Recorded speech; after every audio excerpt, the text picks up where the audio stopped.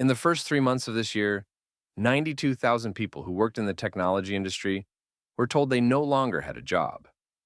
Roughly half of those redundancies in the official corporate paperwork gave the same reason: artificial intelligence. Yesterday, Meta announced it would cut another 8,000. The day before, Microsoft offered the first voluntary buyouts in its 50-year history. Amazon has quietly removed 30,000 corporate roles since October. This is the story of what is actually happening, who it is happening to, and what the people who built the technology now privately admit is coming next. For about 3 years now, every executive on every earnings call has been asked the same question by the same analyst: what are you doing about AI? The answers have shifted. In 2023, it was, we are exploring. In 2024, it was, we are integrating. In 2025, it was, we are seeing real productivity gains. In 2026, it is increasingly, we are reducing headcount.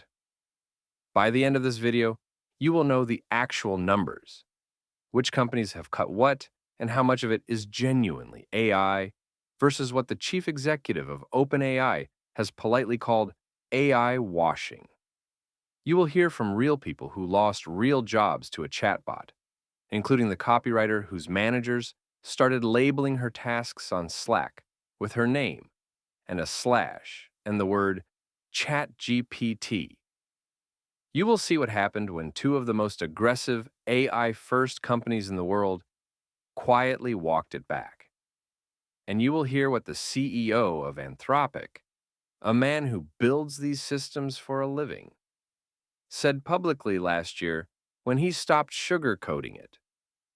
If you would prefer to think about something else, this is the moment to leave.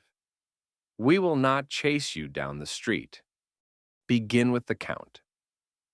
In the calendar year 2025, 246,000 technology workers were laid off worldwide. The first quarter of 2026 added another 92,000. If the current rate holds, this calendar year will be worse than 2023, which was, until now, the worst year on record for tech sector job losses. 8 individual companies have announced AI-attributed cuts of more than 10,000 workers each: Accenture, Amazon, Citigroup, Dell, Intel, Microsoft, Tata Consultancy Services, UPS. The single largest event of 2026 so far is Amazon, which has removed roughly 30,000 corporate roles since October, a figure the company describes, with admirable honesty, as an anti-bureaucracy push. The translation supplied by anonymous middle managers to journalists is that AI tools are now writing the documents the bureaucracy used to exist to write. Meta cut 8,000 jobs this April, equivalent to 10% of its workforce, and closed 6,000 open positions on the same day. Microsoft, in the same week, opened the first voluntary buyout program in its 50-year corporate history, available to roughly 7% of its United States employees. Snap removed 16% of its staff. Block, the payments company, halved its headcount and named AI as the reason. Salesforce cut 4,000 customer support roles in September, after which the chief executive Mark Benioff was quoted on the record saying, and these are the actual words, "I need less heads." A note for grammarians watching: he meant fewer. We will let it pass. What unites these announcements is the spending pattern that sits behind them. The 4 largest hyperscalers, Amazon, Microsoft, Google, and Meta, are projected to spend between $635 and $665 billion on capital expenditure in 2026. Almost all of it is going into the data centers, the chips, and the power supply that AI requires. Companies do not commit 2/3 of $1 trillion in a single year and continue to staff for the world that existed before that commitment. The capex tells you what the layoffs are about to confirm. 92,000 is a number you nod at and forget. It is harder to forget Olivia Lipkin. Olivia is a copywriter in San Francisco. In late 2022, she was one of two writers at a small technology startup. By early 2023, when ChatGPT had been public for a few months, her managers began assigning new tasks on Slack to a worker named in the company channel Olivia ChatGPT. She was not consulted on the slash. In April 2023, she was let go without explanation. She later read a Slack thread, accidentally left visible to her account, in which her managers calculated that ChatGPT was cheaper. Her replacement was free, did not require health insurance, and could be opened in a browser tab. Beales is a copywriter for a gardening business in the United Kingdom. She walked past her boss's desk one afternoon and overheard him say, of a piece of work she was about to begin, just put it in ChatGPT. 6 weeks later, she was called into a meeting with HR and told that her role had been made redundant. Jaden Sykes spent 6 years as the sole graphic designer at his company.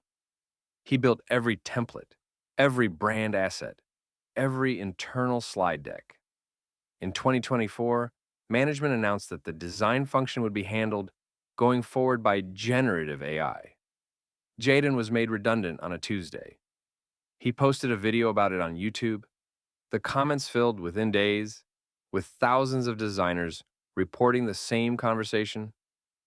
Then there is the story journalists have not stopped retelling because it is too cleanly ironic to leave alone.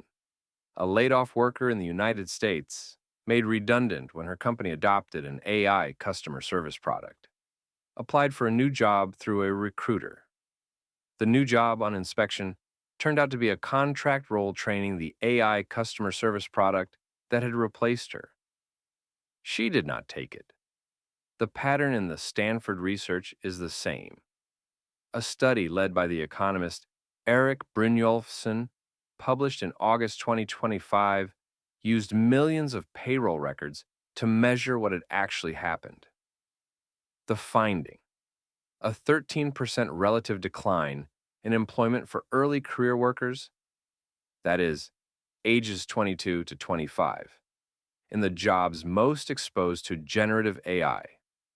In software development specifically, where AI productivity gains are clearest and the measurement is cleanest, employment for developers aged 22 to 25 fell by nearly 20% from 2024.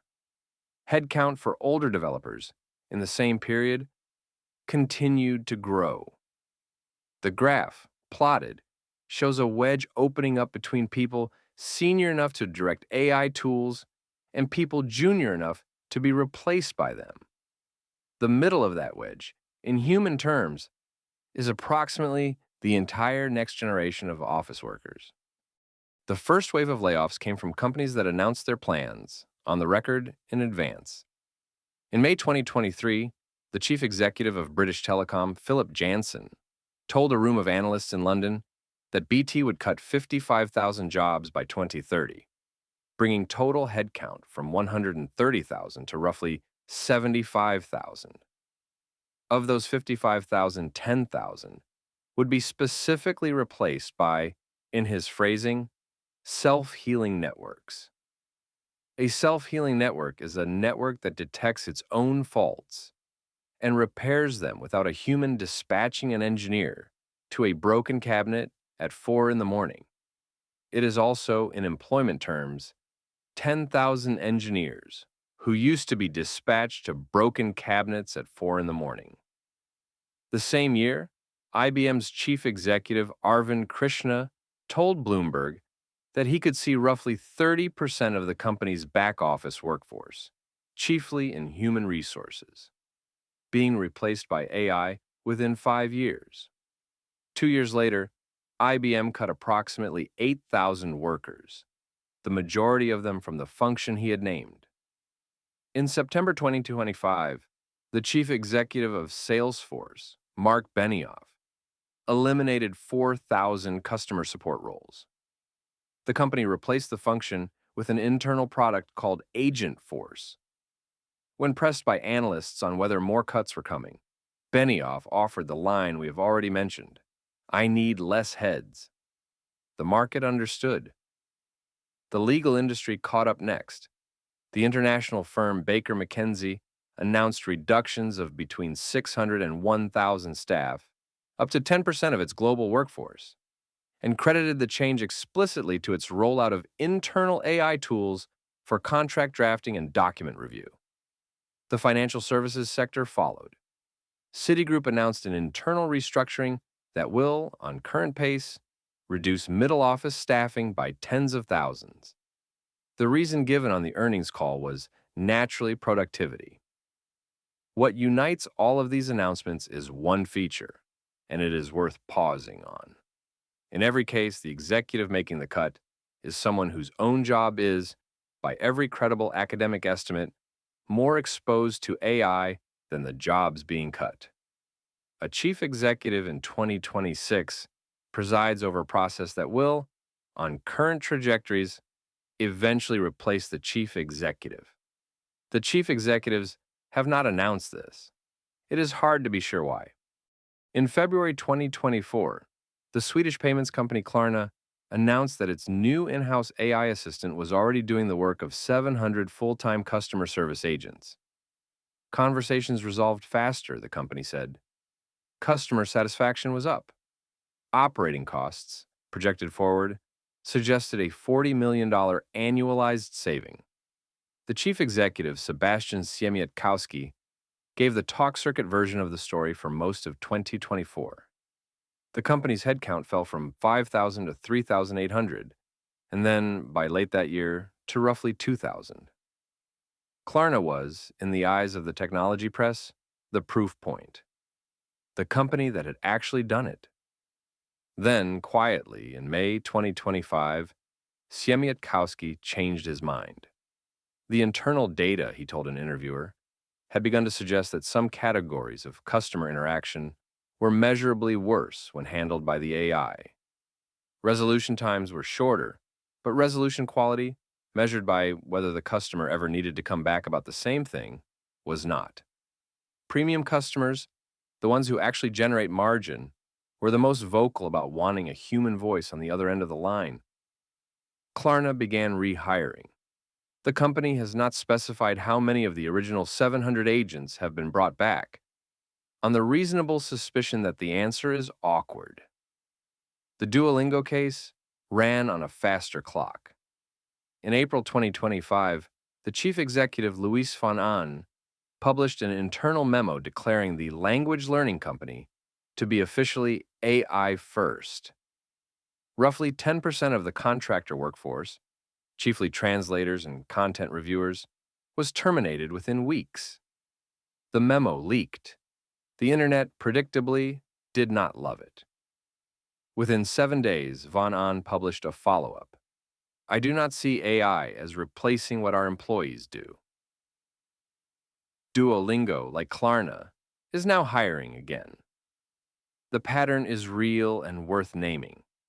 The companies that publicly committed to AI as a replacement for headcount, as opposed to AI as a tool that augments existing headcount, have, with measurable consistency, walked back the commitment within 12 to 18 months.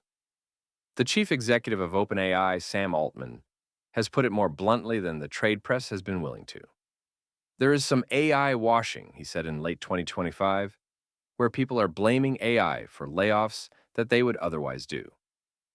AI is, in a non-trivial number of cases, the explanation given for cuts that have other causes. Overhiring during the 2021 boom, interest rate normalization, weaker enterprise software demand. AI is, in a non-trivial number of other cases, the actual cause. Distinguishing between the two, from outside the company, is approximately the second hardest thing in this video. Every conversation about AI and jobs eventually arrives at the same reassurance. Technology, the historians say, has always destroyed jobs. It has also always created more new ones than it destroyed. The Industrial Revolution did not produce permanent mass unemployment. The personal computer did not produce permanent mass unemployment. The internet did not produce permanent mass unemployment. Therefore, The argument runs, AI will not produce permanent mass unemployment. This is true. It is also incomplete. The part the historians do not put on the postcard is the gap between the destruction and the creation. Between 1811 and 1816, in the English counties of Nottinghamshire, Yorkshire, and Lancashire, a movement of textile workers known as the Luddites broke into factories and smashed automated looms with sledgehammers. They were not, as the modern usage of the word suggests, opposed to technology. They were skilled tradesmen, frame knitters, croppers, weavers, whose entire occupation was being mechanized in their lifetimes with no prospect of comparable work elsewhere. The British government deployed 12,000 troops to suppress them, more soldiers at the peak of the campaign than the Duke of Wellington had at the Battle of Waterloo. The historians are correct that the Industrial Revolution eventually produced an enormous increase in jobs, in wages, and in living standards. The economists Darren Acemoglu and Simon Johnson, in their 2023 book Power and Progress, document the awkward second half of the sentence. Real wages in Britain stagnated for between 40 and 70 years after the introduction of the power loom, depending on which county you were in and what you used to do for a living. 2 generations of textile workers spent their entire working lives in the gap between the destruction of one set of jobs and the creation of another. Their children were the first generation to benefit. The textile workers themselves, in the historical record, mostly drank and died. The lesson the McKinsey Global Institute draws from 5 centuries of automation history is sober and worth quoting closely. Technology adoption can, and often does, cause significant short-term labor displacement. But in the longer run, it creates more jobs than it destroys. Both halves of that sentence are real. The optimistic half is reliably the part that gets quoted in conference keynotes.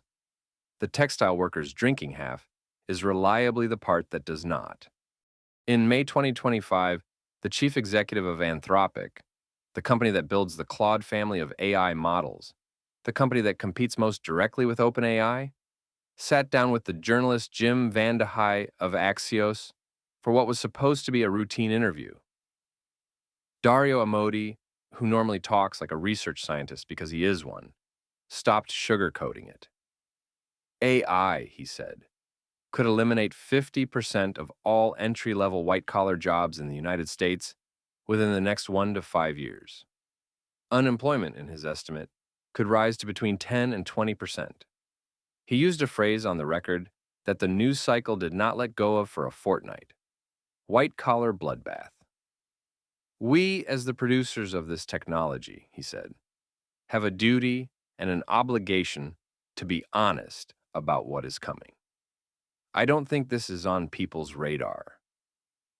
The forecast, importantly, came not from a labor economist, or a skeptical journalist, or a worried politician. It came from the man whose company's revenue depends on the technology in question being deployed as widely and as quickly as possible. Amodei is not selling pessimism. He is the producer of the thing he is being pessimistic about. Other estimates, from sources with less direct skin in the game, are not meaningfully different. Goldman Sachs research: 300 million full-time equivalent jobs globally exposed to AI automation. McKinsey: between 75 and 375 million workers displaced by 2030, roughly 14% of the global workforce at the upper end. The chief executive of ServiceNow, Bill McDermott, told CNBC in March 2026 that he could see new college graduate unemployment in the United States hitting 30% within the next couple of years. Whether or not he is right is genuinely unknowable in advance. What is knowable is that the unemployment rate for recent United States college graduates was already 9.7% in September 2025, and the underemployment rate Recent graduates working in jobs that do not require a degree was 42.5% in December, the highest reading since the pandemic. The hyperscalers will spend more than $600 billion on AI infrastructure this calendar year. The companies that bet hardest on replacing workers, Klarna, Duolingo, have measurably reversed course. The companies that bet on augmenting workers, by every available academic study, are seeing the largest gains. The third decision in this story is the one the executives have not yet been forced to make on a quarterly call. Whether the AI is for replacing humans or whether the AI is for making the humans you already have do the work of three. The companies that get that wrong are going to find out the hard way. 3 observations briefly. 1. The layoffs are real, the numbers are not exaggerated, and the Q1 2026 figures are the worst that have ever been recorded for a reason. 2. The companies that publicly committed to replacing humans with AI have, on a measurable timeline, reversed the commitment. The cautionary tale is not Klarna in 2024. It is Klarna in 2025, quietly hiring back the agents it announced it had replaced. 3. The people who build this technology, the chief executive of Anthropic, the chief executive of OpenAI, the chief executive of ServiceNow, have in the last 12 months said publicly what they used to say only privately. The forecast for the next 5 years is not subtle. The historical pattern says new jobs will eventually arrive. The historical pattern also says it can take 40 years, and that the people who lose the old jobs are not, in general, the people who get the new ones. If the next 12 months turn out the way the people building the technology now expect them to, that gap is the story, not the chatbots, the gap. If this is the kind of breakdown you want more of, about the things quietly reshaping work, money, and the companies you have or have not heard of, subscribe. Next episode, that Melbourne logistics company we promised, that moves more freight than Australia Post. We have not forgotten. Thank you for watching.